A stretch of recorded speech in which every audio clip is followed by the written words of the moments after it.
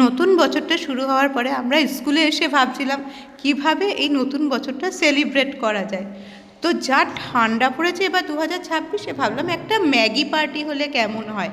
তো সবাই তো রাজি, তো সেই মতো দিদিদেরও বলা হলো, তো ওরা বললো অবশ্যই আমরা করে দেবো। তো দেখতেই পাচ্ছ দিদিরা একদম সকাল থেকে তোড়জোড় শুরু করে দিয়েছে আমাদের ম্যাগি পার্টিটা সাকসেসফুল করার জন্য। তো সকালবেলা ওরা সমস্ত কিছু জোগাড়যন্ত্র করে নিয়েছে, এখানে সবজিগুলোও কাটা আছে, পেঁয়াজ, টমেটো, কাঁচা লঙ্কা সমস্ত কাটা রয়েছে। এখানে ডিমও গুলে রেখে দিয়েছে ওরা। এবার আস্তে আস্তে শুরু হবে রান্নার কাজ। এই যে প্রথমে ডিমটাকে একদম ভেজে ভেজে নিয়েছে নুন আর গোলমরিচ দিয়ে, আর এবার হচ্ছে সবজিগুলো ভাজার পালা।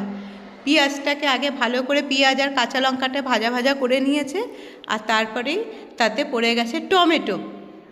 এবার সমস্ত সবজিগুলো আস্তে আস্তে করে ভাজা ভাজা করে নেওয়ার পরে তাতে নুন আর ম্যাগি মশলা একটু গোলমরিচ দিয়ে খুব ভালো করে ওরা ভাজা ভাজা করে নিয়ে ওরা একটা প্লেটে তুলে রেখেছিল।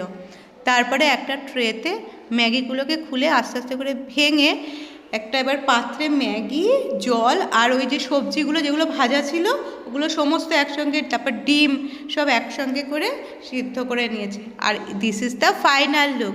একদম ম্যাগি প্লেটে প্লেটে এবার চলে এসছে।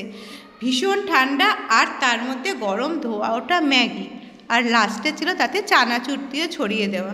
উফ, এক স্বর্গীয় অনুভূতি। আমরা ভীষণ মজা করে ম্যাগিটা। এবার আমাদের নিউ ইয়ার সেলিব্রেশনটা বেশ দারুণই হয়েছে, কি বলো